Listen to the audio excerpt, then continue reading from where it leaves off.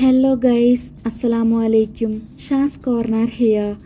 ഇന്ന് ഞാനിവിടെ ഉണ്ടാക്കുന്നത് എല്ലാവരും ഒരേപോലെ ഇഷ്ടപ്പെടുന്ന റെസിപ്പി ആയിട്ടുള്ള ഉപ്പിലിട്ടതാണ്. ഞാനിന്ന് ഇവിടെ കുറച്ച് ഫ്രൂട്ട്സും വെജിറ്റബിൾസും ഉപ്പിലിടാൻ വേണ്ടിയിട്ട് എടുത്തിട്ടുണ്ട്.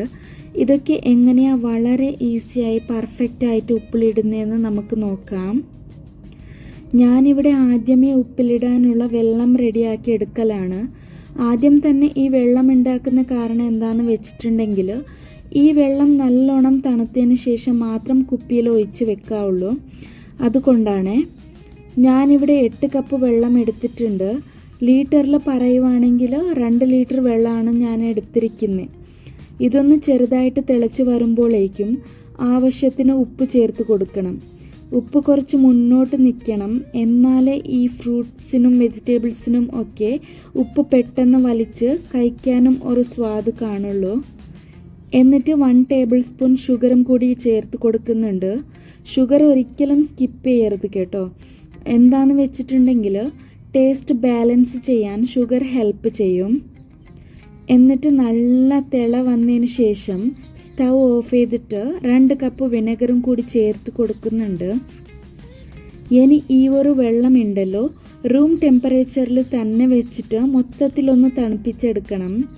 ഫ്രിഡ്ജിൽ ഒരിക്കലും തണുപ്പിച്ചെടുക്കരുത്. അതേപോലെ ചൂടോടെ യൂസ് ചെയ്യാനും പാടില്ല. ചൂടോടെയൊക്കെ യൂസ് ചെയ്യുവാണെങ്കിൽ കുപ്പിയിൽ ഈർപ്പം അടിച്ചിട്ട് പെട്ടെന്ന് ഫംഗസ് ആവും. ഞാനിവിടെ കുപ്പി നല്ലോണം വാഷ് ചെയ്തിട്ട് ഉണക്കിയെടുത്തിട്ടുണ്ട്. ഇച്ചിരി പോലും നനവൊന്നും പാടില്ല.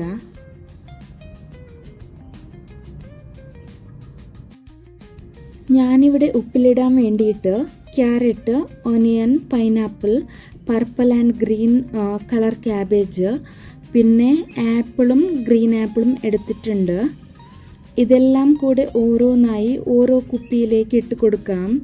ഇതൊക്കെ ഉപ്പിലിടാൻ കുപ്പിയിൽ ഒക്കെ ഇടുന്ന സമയത്തുണ്ടല്ലോ കൈയൊന്നും നനവൊന്നും പാടില്ല കേട്ടോ.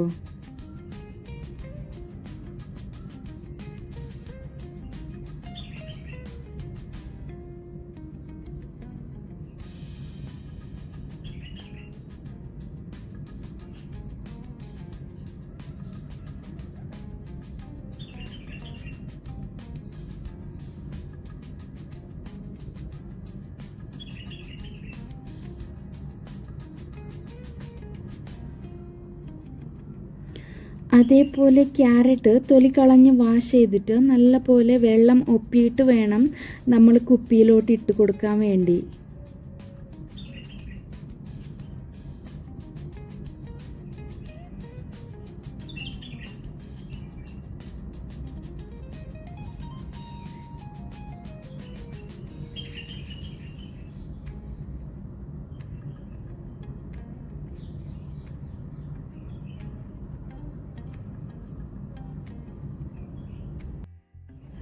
ഇനി ഞാൻ കുറച്ച് പച്ചമുളക് നീളത്തിൽ കീറിയെടുത്തിട്ടുണ്ട്.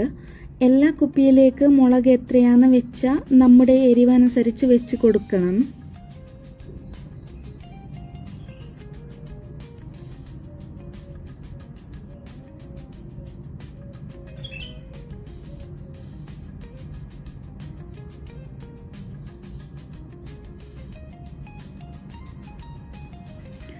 ഈ എല്ലാ സാധനങ്ങൾ കുപ്പിയിലാക്കിയതിന് ശേഷം വെള്ളം തണുത്തിട്ടുണ്ടെന്ന് ഉറപ്പ് വരുത്തിയിട്ട് എല്ലാ കുപ്പിയിലേക്ക് ആവശ്യത്തിന് വെള്ളം ഒഴിച്ച് കൊടുക്കാം.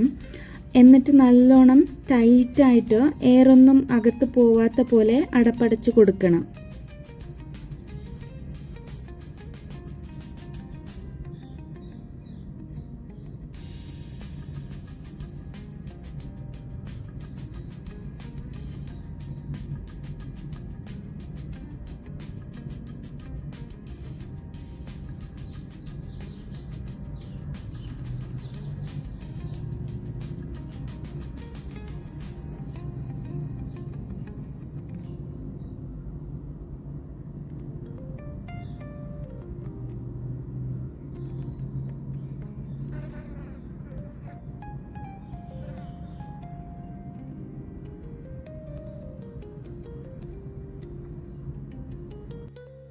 ഇത് കഴിക്കാൻ എത്ര ആക്രാന്തം ഉണ്ടെങ്കിലും മിനിമം ഒരു 10 മണിക്കൂറെങ്കിലും റെസ്റ്റ് ചെയ്യാൻ വേണ്ടി വെക്കണം.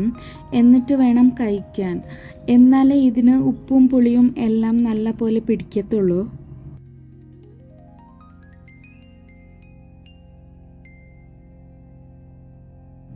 അപ്പോൾ ഇന്നത്തെ വീഡിയോ നിങ്ങൾക്ക് ഇഷ്ടപ്പെടുവാണെങ്കിൽ ലൈക്ക് ചെയ്യാനും ഫ്രണ്ട്സിന് ഷെയർ ചെയ്യാനും മറക്കല്ലേ. അതേപോലെ സബ്സ്ക്രൈബ് ചെയ്യാത്തവരുണ്ടെങ്കിൽ സബ്സ്ക്രൈബ് ചെയ്യണേ. ഇൻഷാ അല്ലാ അടുത്ത വീഡിയോ ആയി വരുന്നവരെ ബൈ.